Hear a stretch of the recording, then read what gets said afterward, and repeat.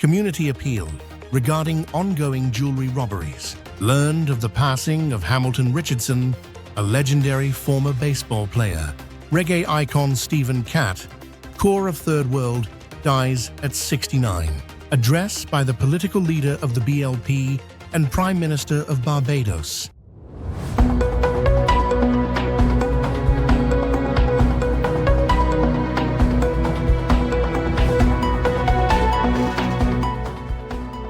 From the island, St. Martin, this is SXM Daily News for January 19th, 2026. Over the past year, St. Martin has experienced a troubling and persistent pattern of jewelry store robberies and break-ins, particularly in Phillipsburg. Similar incidents have also occurred in the Maho and Oyster Pond areas, showing that this criminal activity is not limited to one district but is affecting multiple parts of the island. These crimes not only endanger business owners and employees, but they also harm the safety, reputation, and economic stability of St. Martin. The police force of St. Martin, KPSM, has been working tirelessly to combat this type of criminal activity. Through intensive investigations, surveillance operations, intelligence gathering, and coordinated law enforcement efforts, several suspects directly involved in these crimes have been arrested. KPSM continues to dedicate long hours, often placing themselves at personal risk, to protect the people and businesses of St. Martin. However, despite these arrests, the robberies and break-ins continue. This repeated pattern strongly indicates that these crimes are not isolated or random. They are organized, planned, and coordinated by one or more individuals operating behind the scenes, persons who recruit others, provide direction, and finance these criminal acts while remaining out of sight. Let us be very clear. If there is no buyer or organizer, there will be no robber. If there is no fencer, there will be no stealer. Someone within our community knows who is behind these crimes. Someone sees the sudden flow of money, hears the conversations, recognizes suspicious behavior, or is aware of who is benefiting from the stolen jewelry. KPSM cannot fight this battle alone. Crime survives because of silence. Organized theft continues because individuals are being protected by those who refuse to speak. When criminals in the shadows profit while others risk their lives and livelihoods, the entire community pays the price. This is no longer only a police matter, it is a community responsibility. We urgently appeal to the people of St. Martin. If you know who may be involved, come forward. If you suspect someone is purchasing or trafficking stolen jewelry, report it. If you have information, no matter how small, share it with KPSM. All information will be handled confidentially.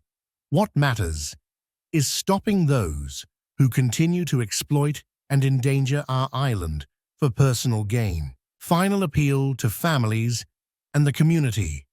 We also call on families, relatives, friends, and associates to reflect deeply on their role. Too often, criminal behavior continues because those closest choose silence, protection, or denial instead of responsibility. Shielding a loved one who is involved in criminal activity does not protect them. It enables crime, harms innocent people, and contributes to the destruction of our community. Turning a blind eye is not loyalty, it is complicity. A responsible family member does not hide wrongdoing. A responsible citizen stands for what is right, even when it is difficult. True care and love mean guiding others away from crime, not allowing them to be used by those who profit from violence and theft. St. Martin is a close-knit society. The damage caused by these crimes affects us all. Businesses suffer, employees feel unsafe, and the image of our island continues to be threatened by the actions of a few, supported by the silence of others. KPSM urges every citizen to choose courage over fear, responsibility over protection and community over criminality. Help us stop those who plan these crimes. Help us protect Sint Maarten. Help us break the cycle. Because when the community stands together, crime has nowhere left to hide. Anyone with information is urged to contact KPSM at +1 721 542 2222 or the anonymous tip line 9300 See Something Say Something. We have more on Judicial Four-Party Consultation, JVO 2026 press conference with the Minister of Justice Natalie Tackling, Minister of Justice of Aruba Arthur Dowers, Minister of Justice of Curaçao Charles Cooper, and the Minister of Justice of the Netherlands Fort van Oosten on Friday, January 16th, 2020. Or in Curaçao, or in Aruba, or in the Netherlands, because we have to protect our young people, and we will protect them. And that is why we will continue to search for even better roles than we already have, to make sure that we are able to protect them and that we can rely on reliable police. I've met many police officers here on the island, that we can rely on our fire brigades, that we can rely on, I have to say it in Dutch because I don't know the word in English, the BOA's, the handhaving, and that we can rely on all the organizations involved for keeping this island safe, for keeping all the countries in the kingdom safe. That is what we continue to discuss here, and what I take home with the team I came in Sint Maarten. Thank you. Much. If you see the numbers that they presented us, the Coast Guard presented today to us, it decreases a lot. People which coming up to 31st of December last year. So if you see, so it's a positive, dramatic, positive lowering of the number. People coming via shore, and even via shore from the Coast Guard, and that says something that the Coast Guard is working effectively. So the numbers show that, and I think that's the way we are going to continue. That we have to sustain and just help our Coast Guard to have the tools necessary for them to keep doing the job they are doing, to keep our shores very close to people coming illegally in our shores. So that is why I think that's why we're going to bet on it, and also not even bet, but put our money where our mouth is, in the sense of our Coast Guard should do the job in maintaining our shore, avoiding illegal people coming into our country. And expressed also by all the countries of the Dutch Kingdom that we need to work together, and that by doing so we are contributing to safety and security on the different islands, and we are supporting the system and maintaining, keeping the system that is can function optimally over a long period. We also realize that safety on the islands is not only important for the citizens of the islands, but it also contributes to the safety on the mainland, the European part of the kingdom. And that's something that's recognized not only by us on the islands, but also the colleagues in the Netherlands. So I think that there is a real commitment, and I've said at the beginning, I started as Minister of Justice 15 years ago, and I've seen the commitment grow. 15 years ago, we worked very hard to get where we are today. However, after a few years coming back in this function, I see that the commitment is real, and that a lot of people, even more than in the days 15 years ago, civil servants are committed to this process. And it's not only meeting each other every 6 months, it's working towards presenting tangible. It is with deep sorrow that we learned of the passing of Hamilton Richardson, a legendary former baseball player whose contributions to the sport and representation of Sint Maarten on the international stage have left an indelible mark on our history. On behalf of the Honourable Member of Parliament, Franklin Myers, and the people of Sint Maarten, we extend our heartfelt condolences to the family, friends, and loved ones of Mr. Richardson. His legacy is not only one of athletic excellence, but also of pride, resilience, and the power of Caribbean talent reaching global heights. Hamilton Richardson inspired generations of athletes and citizens alike. His story reminds us of what is possible through hard work, dedication, and love for one's craft. Hamilton Richardson inspired generations of athletes and citizens alike. His story reminds us of what is possible through hard work, dedication, and love for one's craft. Though he may no longer be with us, his name and achievements will live on in the heart of our nation. May he rest in eternal peace. President of Parliament Sarah Westcott Williams' press statement on response to recent public discussion and media inquiries. The President of Parliament has reflected on current parliamentary practices and their impact on the effectiveness and independence of the legislature.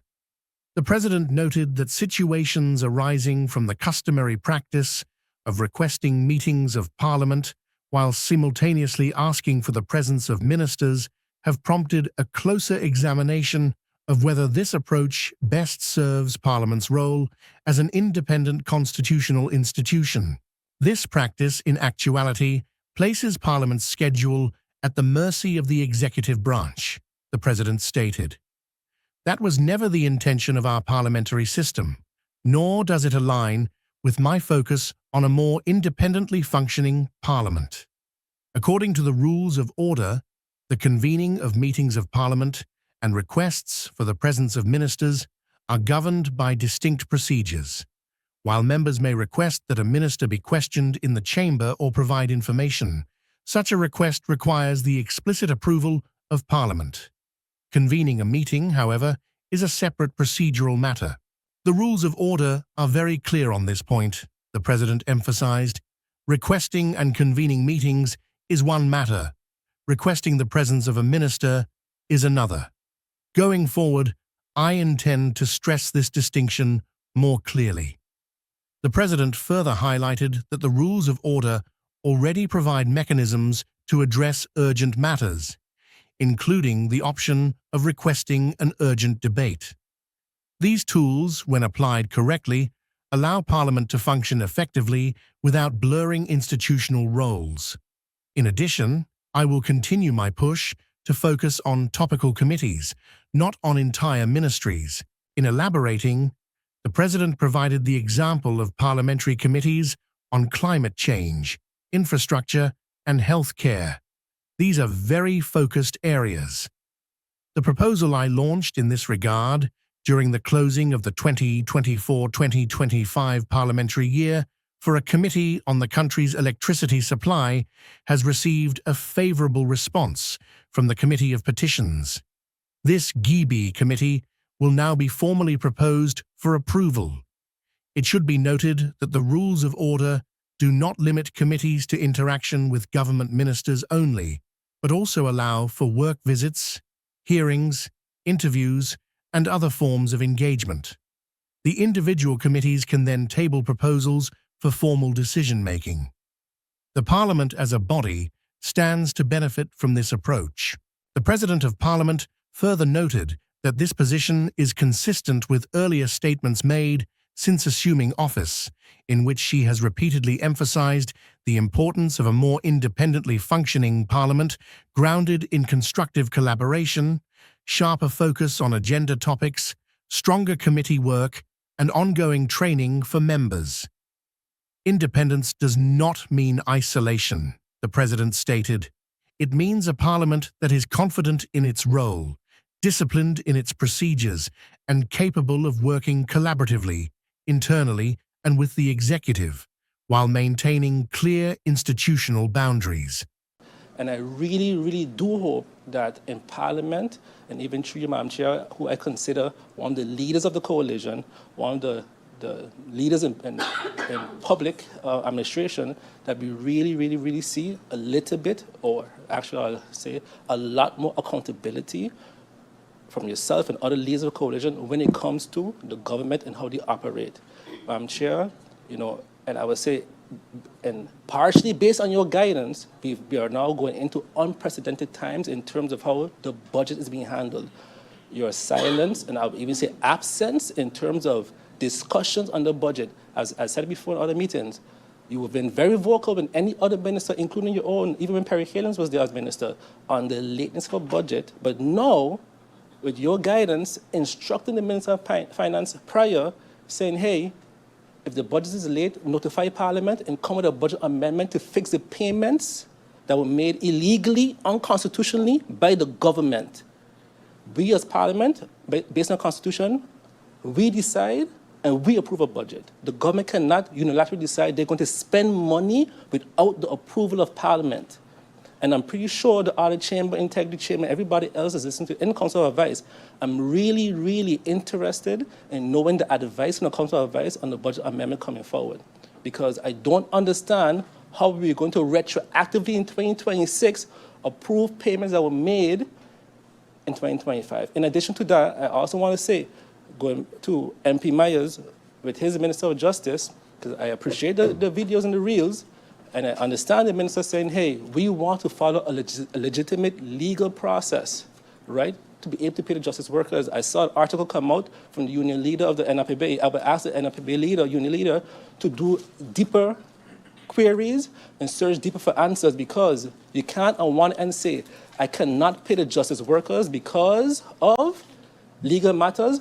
The budget was approved in June 2024. We paid vacation pay, among others. Right now, persons are being paid other things without a budget approved. So why can't the justice workers get paid too? I have a draft document to be sent to the Minister of Finance regarding the budget or the amended budget 2025. And yes, indeed, I do not believe that in 2026 or even late 2025, we should be talking about an amended budget.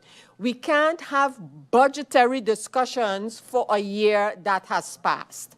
This fact has not only been recognized by myself, it has also been recognized for years in, for example, the Netherlands, where discussions on a budget after the year has been closed is more to finalize whatever issues were not in the budget and not to have a budgetary discussion. A budget is all about predictions.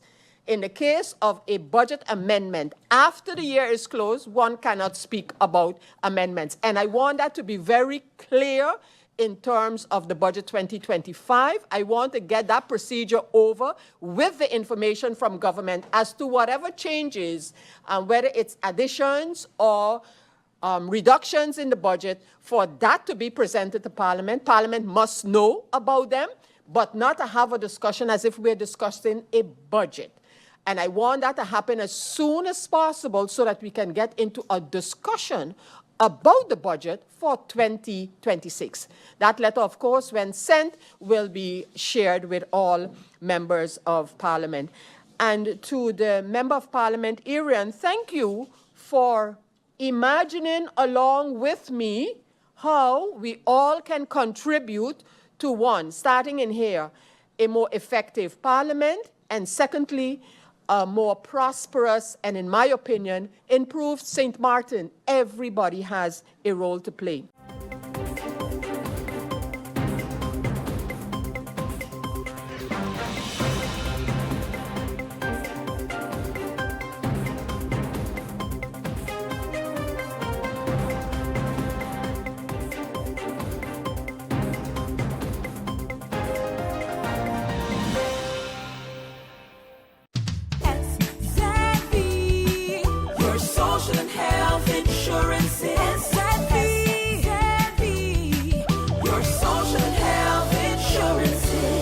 Are you SXV insured? Do you have a valid medical insurance status? SXV is cardless. Request your My SXV account today and enter the virtual office of SXV. Go to sxv.sx and sign up now. SXV, yeah. Your social and health insurances.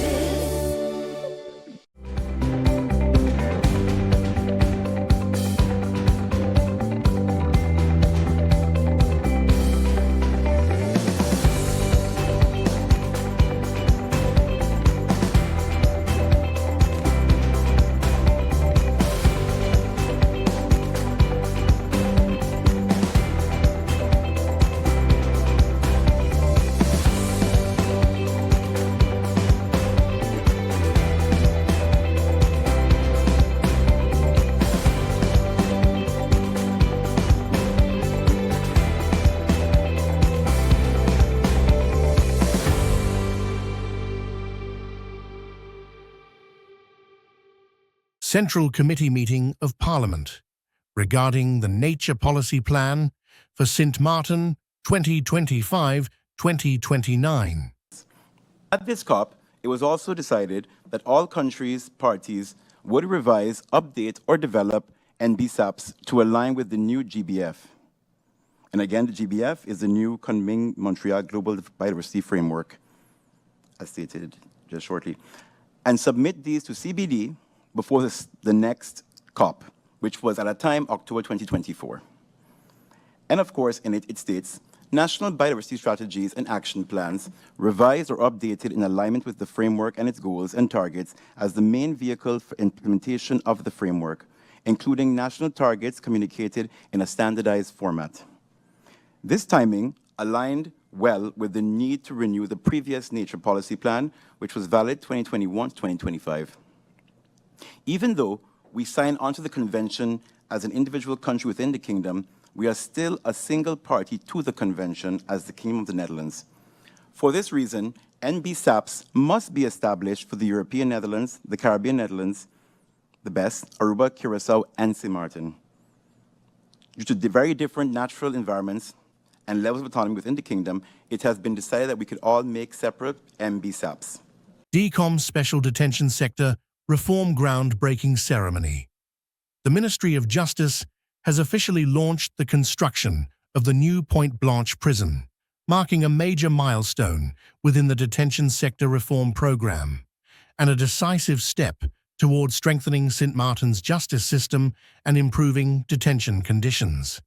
The construction project, implemented by the United Nations Office for Project Services, UNOPS, forms part of the broader detention sector reform program led by the Ministry of Justice. Today marks a long-awaited turning point in the reform of Sint Maarten's detention system. It's the result of years of discussion, planning, technical work, but as Mr. Carty said, persistence.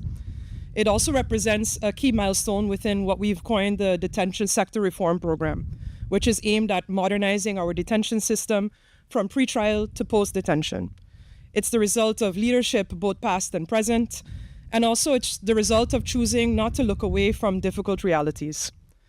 Before continuing, I also wish to acknowledge the presence of my colleague ministers of justice from within the kingdom. I warmly welcome you, and your presence here today is deeply appreciated by all of us. The fact that we're able to be here together speaks to the strength of cooperation within the kingdom. It means a great deal to Sint Maarten that we could share this moment with you, and the challenges that we face in the justice sector are often similar, even if our problems often emerge at a later point. This project, to me, serves as a blueprint and an example of what we can achieve when we work together, when we learn from one another, and when we invest collectively in long-term solutions. We hope that this groundbreaking serves not only as progress for Sint Maarten, but also as a stepping stone toward continued cooperation within the kingdom and the entire Caribbean region. Besides my colleagues here today, I also want to acknowledge the ministers of justice that came before me. Each of them, in their own way, laid stones on the path that have led us here today. Reform of this scale does not belong to one term, to one government, or to one individual. It's built step by step, across years, by people willing to confront challenges and keep moving forward. So with that being said, I want to honor the groundwork and the commitment that represents. But today's groundbreaking also invites us to look back. Just over 35 years ago, actually in 1990, when this facility that we're standing right next to opened its doors, there was a group of prison guards that were at a similar crossroads. And I want to take a moment to acknowledge them because they still work here today. That is Norwin Reynes, Rickson Martina, Omaira Gario, Henrietta Duran York, and Humphrey Concicion were all here at that moment in time.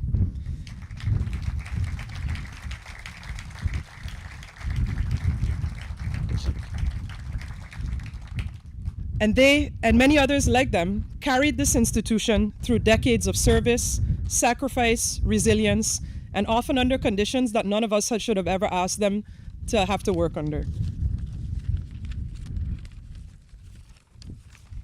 So, we acknowledge them today because this moment stands on the foundation that all of them helped to build. So thank you guys.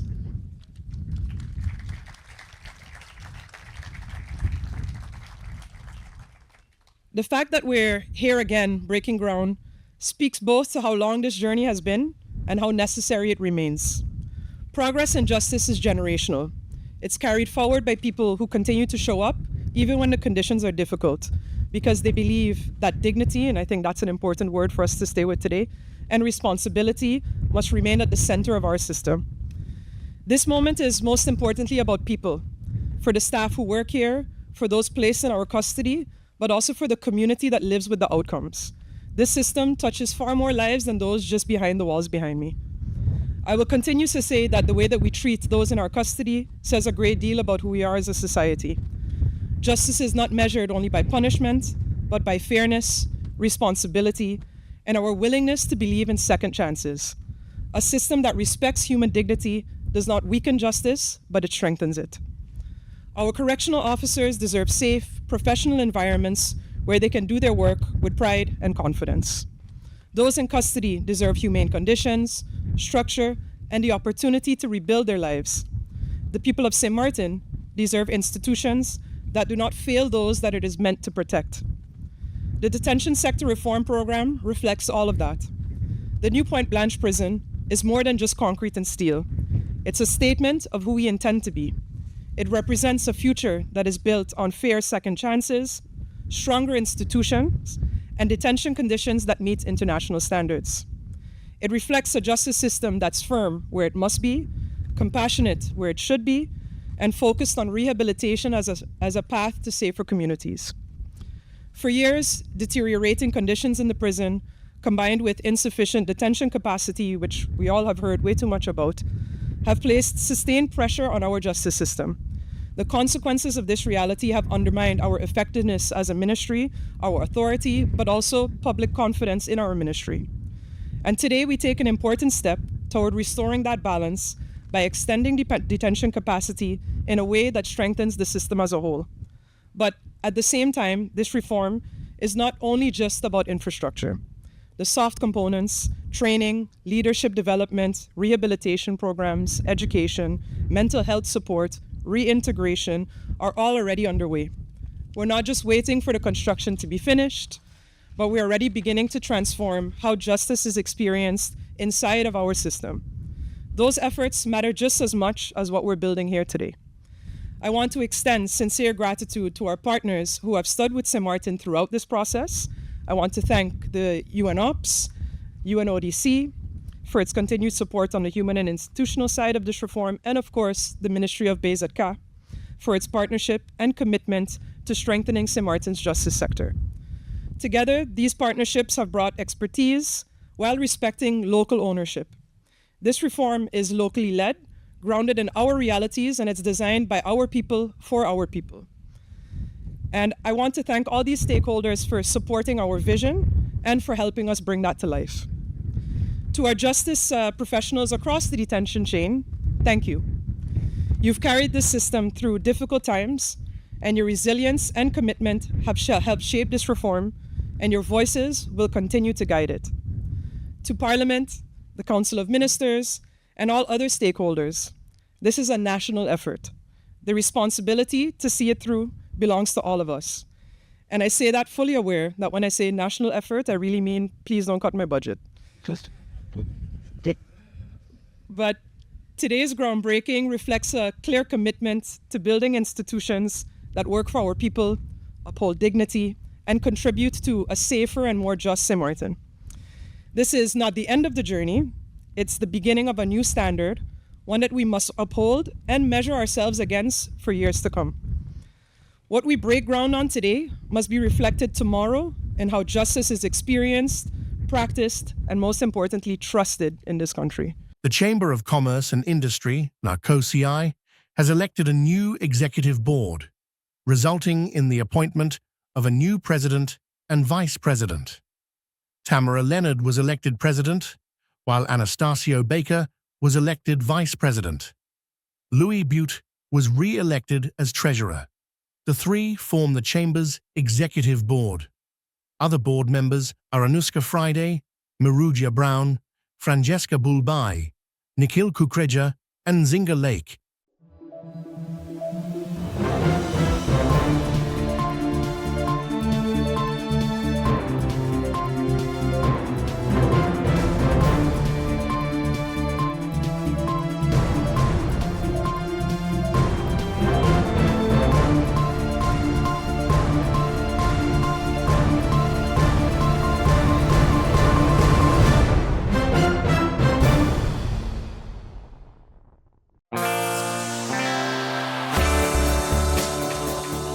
Now for the weather forecast, today through Tuesday morning. Partly cloudy and breezy with isolated showers. Surface winds, today through Tuesday morning. Easterly with a gentle to fresh breeze at 10 to 20 mph and occasional higher gusts. State of the sea, moderate to rough waves, swells 5 to 9 feet outlook through Wednesday morning. Partly cloudy and breezy with isolated showers. And now your 3-day forecast.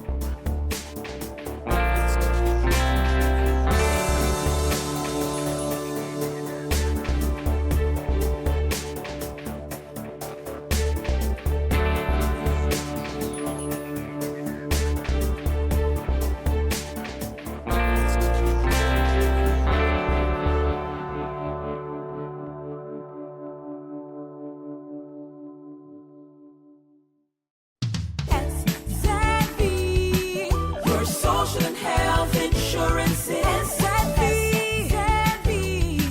your social and health insurance. Are you SXV insured? Do you have a valid medical insurance status? SXV is cardless. Request your My SXV account today and enter the virtual office of SXV. Go to sxv.sx and sign up now. Your social and health insurance.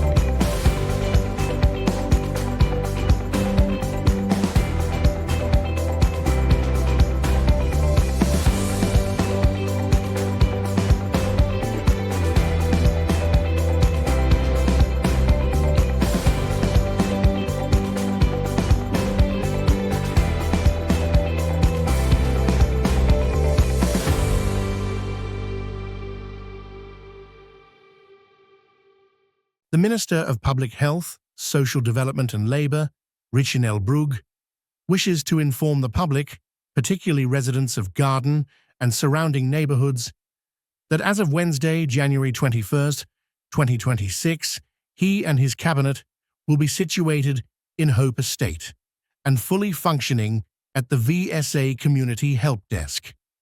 This initiative is part of Minister Brugge's commitment to the people of St. Martin to make 2026 an even more community-oriented year, bringing him and the ministry closer to the people it serves and strengthening direct engagement at the neighbourhood level. The minister and his cabinet will be working their regular hours at the VSA Help Desk. Members of the public will be able to meet directly with Minister Brugge and his cabinet on Mondays, Wednesdays and Fridays from 10 a.m. to 12 p.m.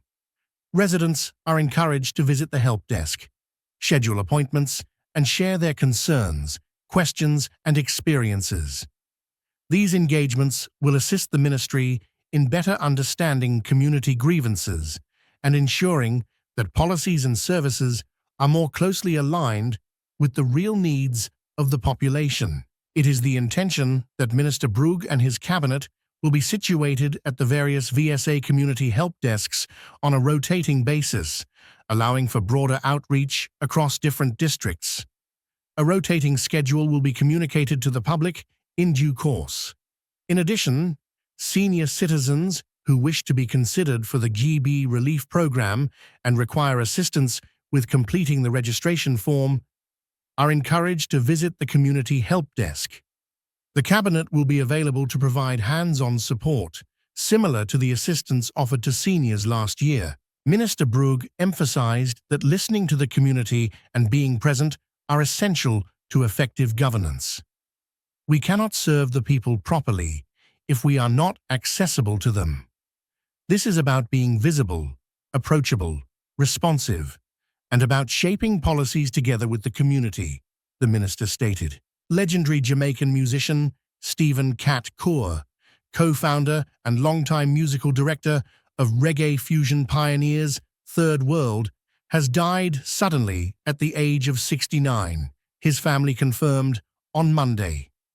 The news has sent waves of grief through the global music community and among fans who long celebrated his contributions to reggae and Caribbean culture. Born on April 6, 1956, Coeur was one of Jamaica's most respected and influential musicians, known for his mastery of both guitar and cello, and for bringing an extraordinary range of musical influences into reggae. Over more than 5 decades, he helped craft Third World's genre-blending sound, mixing reggae with soul, funk, pop, rock, R&B, jazz, and even classical elements, helping Jamaican music cross-cultural and geographic. Across a career spanning half a century, Third World became one of Jamaica's longest-running and most successful bands, earning 9 Grammy nominations and a reputation as one of reggae's most influential crossover acts. Coeur's individual honors reflect his broad cultural impact. In 2005, he was awarded Jamaica's Order of Distinction, OD, for his outstanding contribution to music and culture, and he received international accolades including the Caribbean American Heritage Luminary Award in Washington, D.C. He also held honorary keys to several U.S. cities and Lifetime Achievement Awards from major Caribbean music festivals and industry groups. Offstage, Coeur worked as a musical ambassador and philanthropist. He served as a goodwill ambassador for organizations including the Issa Trust Foundation, helping raise funds for health centers in Jamaica, and supported environmental causes through partnerships with local foundations. MLK Lauderhill 2026. Music industry figures, fellow artists and fans have shared condolences worldwide, praising Coeur's musicianship, mentorship, and the way his work helped bring Jamaican culture to the world stage. Third World was scheduled to perform in Hollywood, Florida, next month, alongside Burning Spear and other reggae acts. Coeur is survived by his wife, children, grandchildren, extended family, and bandmates. Plans for tributes and memorials are expected to be announced by Third World and his family. Barbadians will go to the polls on Wednesday, February 11th, 2026, to elect a new government. Prime Minister Mia Amor Motley announced, formally setting the stage for a general election months ahead of the constitutional deadline. Advertisement.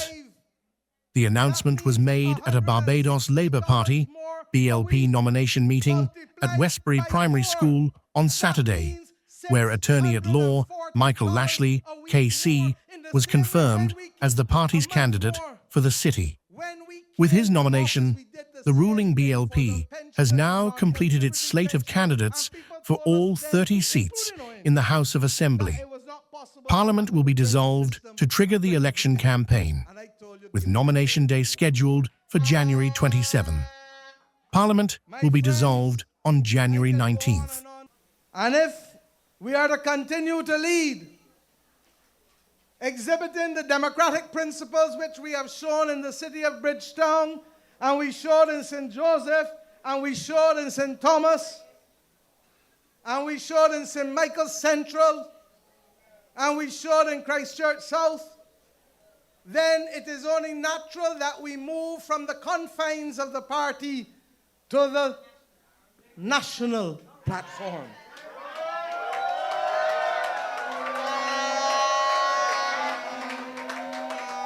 General Secretary, CEO, the people held on to me outside when I tried to walk in here. And they told me, Prime Minister, Mia, we are red and ready. And they asked me, pass that bell for me.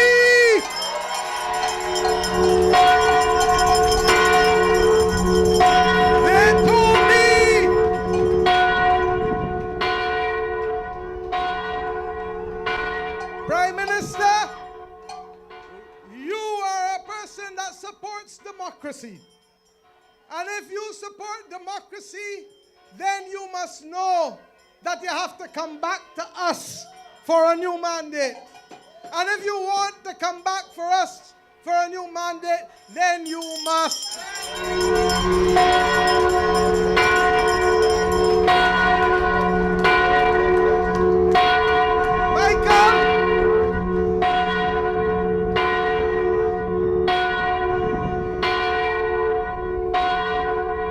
Michael, when I left Combermere on Thursday night, we had seats and moving. When I leave the city of Bridgetown, there are no more seats to be had.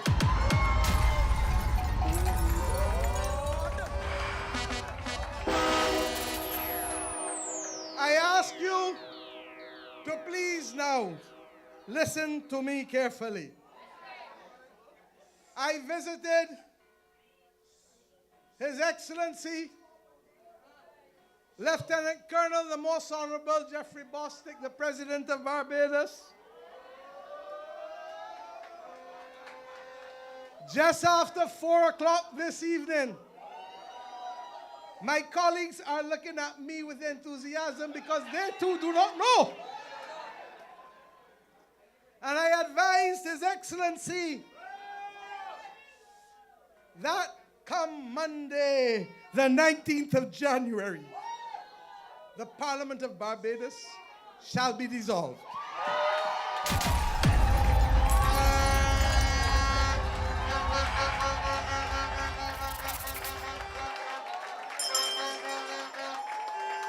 And I indicated to His Excellency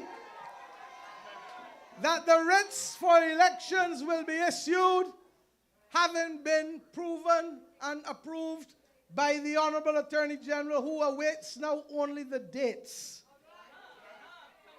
And in accordance with that, I now tell you, Honorable Dale Marshall, to please have the writs prepared to deliver to His Excellency tomorrow the lawful authority by which to dissolve Parliament on the 19th of January.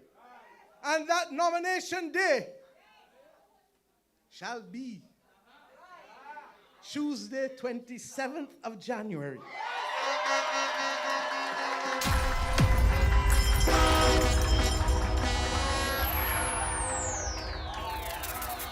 And on that day, when we are satisfied that candidates have been legitimately nominated and there are contests to be had, that polling day shall be Wednesday, the 11th of February, 2026.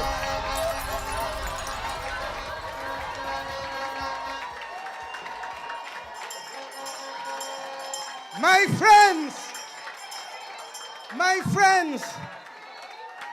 friends, my parliamentary colleagues, some of them may be a little upset with me, because only yesterday we laid in Parliament a bill to vest ownership in the housing estates promised and delivered by the Democratic Labour Party to be a free conveyance, but never in the hands did they receive title.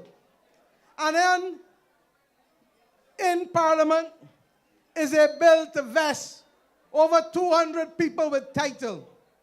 But I say to them that if you do what we ask you to do, and if you help us to do what we need you to do, and if we come together in common purpose, and you vote BLP and you reap the harvest, then those people shall not only see their title approved, but we shall continue to bring prosperity, stability, and transformation to the people of this country.